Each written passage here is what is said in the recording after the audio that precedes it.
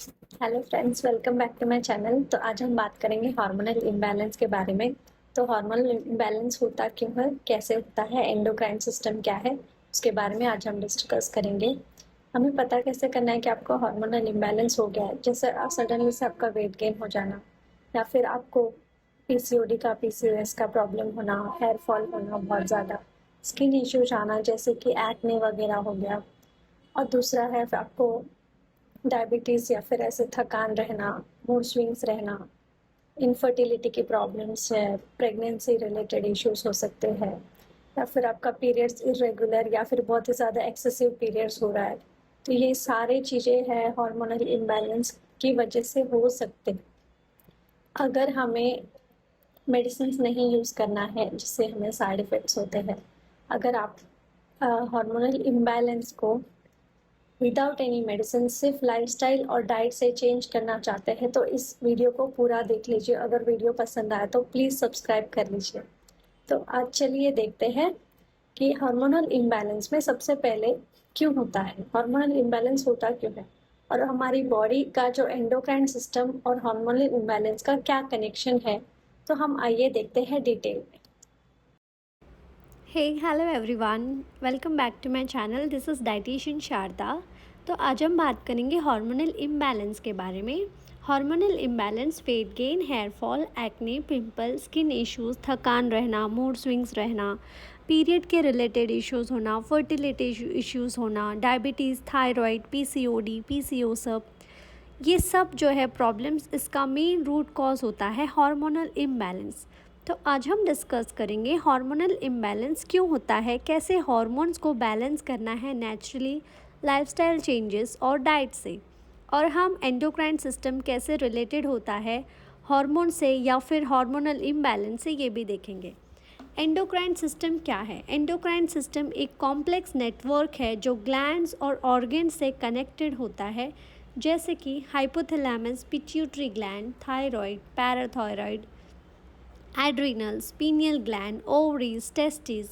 ये सारे major glands हैं जो एंडोक्राइन सिस्टम से जुड़े रहते हैं या एंडोक्राइन सिस्टम्स को बनाते हैं।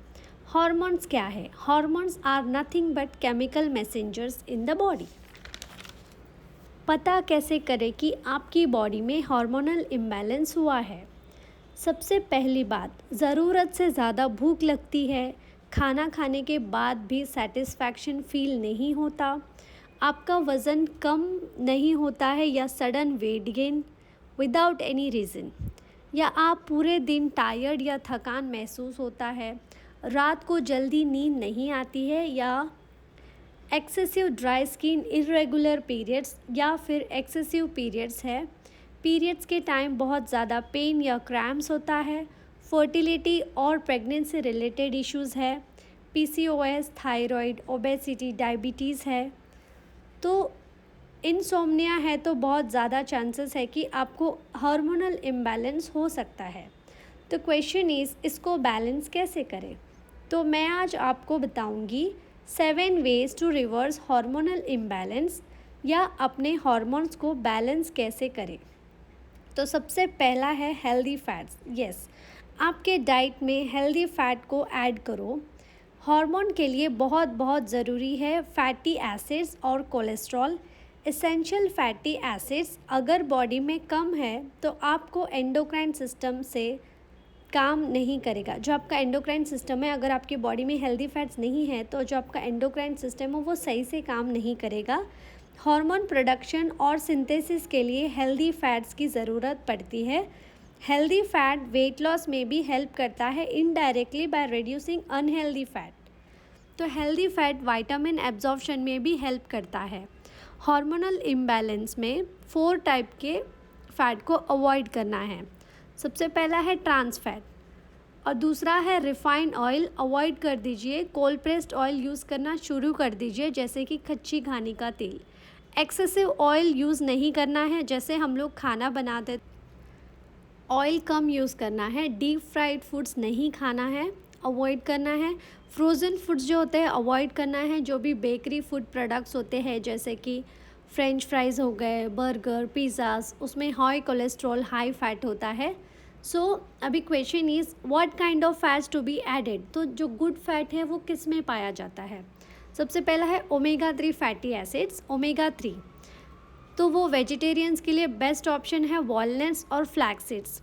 फ्लैक्सीड्स बहुत अच्छा सोर्स होता है फाइटोएस्ट्रोजेंस, जो मिमिक करता है एस्ट्रोजन के साथ, उसको बैलेंस करने में हेल्प करता है। फ्लैक्सीड्स यानी कि अलसी के बीज 1 से 2 टेबलस्पून ले सकते हैं स्मूदी या फिर आपके सैलेड्स के ऊपर स्प्रिंकल करके आप खा सकते हो, और ये एक अच्छा सोर्स है सोल्यूबल फाइबर का। और जो नॉन वेजिटेरियन है उनके लिए ऑप्शन है ओमेगा 3 के लिए फ़िश हो सकता है, या फिर फ़िश लिवर, जो कॉड लिवर ऑयल होता है वो है। फ़िश में जो सैल्मन फ़िश है, जो फैटी फ़िश है, वो बहुत ही ज़्यादा अच्छा ऑप्शन है ओमेगा 3 के लिए। फिर आता है सोक्ड आलमंड्स और वॉलनट्स आप ले सकते हो। सीड्स जो मिक्स सीड्स रहते हैं जैसे कि सनफ्लावर या पम्पकिन सीड्स, आप ऐसे हैंडफुल 1 मुट्ठी सीड्स आप लेके खा सकते हो। आप इनको पाउडर फॉर्म में या रॉ फॉर्म में खा सकते हो। एवोकाडो है, ये बहुत ही गुड सोर्स है हेल्दी फैट का। अगर आपको एवोकाडो के बारे में पता है तो आप ले सकते हो, अगर आपको नहीं पता तो नो प्रॉब्लम। फिर आता है बहुत ही ज़्यादा मोस्ट इम्पॉर्टेंट प्रोटीन्स। हर मील में प्रोटीन ऐड करना है। प्रोटीन बॉडी को एसेंशियल अमाइनो एसिड प्रोवाइड करता है। प्रोटीन हंगर को कम करता है। हंगर हार्मोन जो कि ग्रेलिन प्रोटीन उसको कम करता है, और जो फुलनेस हार्मोन है पेप्टाइड वाई वाई और पी वाई वाई उसे वो बढ़ाता है। प्रोटीन से भूख कम लगती है और क्रेविंग कम होती है। प्रोटीन वेट लॉस में बहुत हेल्प करता है। Take your protein according to your diet and lifestyle. Right quantity is very important because everyone's body is different. फिर देखेंगे ओबेसिटी, जो थर्ड मेन रीज़न होता है। ओबेसिटी को कंट्रोल करना है। जो एक्सेस फैट को कम कीजिए। अपने बीएमआई को नॉर्मल बीएमआई मेंटेन करना है, जो कि बॉडी मास इंडेक्स है 18.5 टू 24.5 इज़ नॉर्मल बीएमआई। अगर उसके आगे है तो आप ओवरवेट या ओबेसिटी के अंडर आओगे। ओबेसिटी जुड़ा हुआ है इंसुलिन रेजिस्टेंस से, और इनफर्टिलिटी के साथ ओवरवेट के कारण कंसीव करना मुश्किल होता है। स्पर्म्स काउंट जो होते हैं वो भी कम हो जाते हैं। फिर आता है ओबेसिटी के बाद रेगुलर एक्सरसाइज करना है। बॉडी मूवमेंट करना ज़रूरी है। एक्सरसाइज भी ओवर नहीं करना है, मॉडरेशन में एक्सरसाइज करना है। जैसे कि आप एक्सरसाइज जिम में आप 3 से 4 घंटा बिता रहे हो, या फिर आप बहुत ही ज़्यादा 2-3 घंटे रनिंग कर लिया। ओवर जो भी एनीथिंग ओवर इज़ हार्मफुल। तो अगर आप यंग रहना चाहते हो तो एक्सरसाइज ज़रूर कीजिए। Cardio, aerobics, weight training, at least walking तो आप कर ही सकते हो। एक्सरसाइज बेस्ट मेडिसिन है यंग रहने के लिए। योगा करने से भी आपको जो हार्मोनल इम्बैलेंस का प्रॉब्लम है कम हो सकता है। फिर आता है एक्सेसिव शुगर लेने से इंसुलिन रेजिस्टेंट होता है। गट माइक्रोबायोम इम्बैलेंस हो जाता है। लेप्टिन रेजिस्टेंस भी बढ़ जाता है। Be aware of sugar intake, normal sugar and hidden sugar. Gut का ख्याल रखना है, मीन्स हार्मोन्स का ख्याल रखना है। गट हेल्थ का ख्याल कैसे रखें? डाइट में इनफ फाइबर लेना है। पूरे दिन में जो आपका फाइबर है उसका ध्यान रखना है। और जो भी सीजनल फ्रूट्स या वेजिटेबल्स हैं आप ले सकते हो। नट्स और सीड्स ले सकते हैं। लेंटिल्स ले सकते हैं। प्रोबायोटिक और प्रीबायोटिक्स लीजिए। जो लेंटिल्स, पल्सेस और जो भी आपका प्रोटीन सोर्सेस है, जैसे चिकन वगैरह आप ले सकते हो, बॉयल एग वगैरह आप ले सकते हो प्रोटीन सोर्सेस के लिए। फिर आता है बहुत ही इम्पॉर्टेंट टॉपिक है स्ट्रेस, जो कि बहुत ही कॉमन प्रॉब्लम है सब ह्यूमन बींग्स में।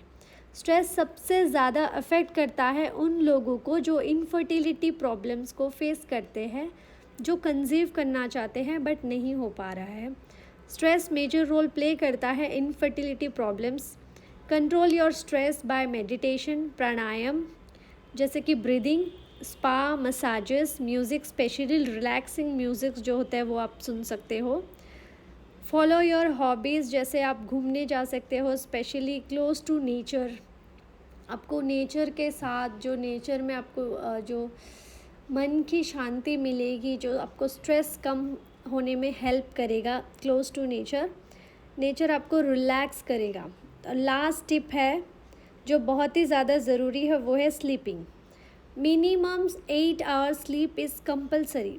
अगर आपको नींद पूरी नहीं होगी तो आपको पूरा दिन थकान रहेगा। स्लीपिंग नहीं होने की वजह से बहुत सारे हार्मोन इम्बैलेंस हो जाते हैं।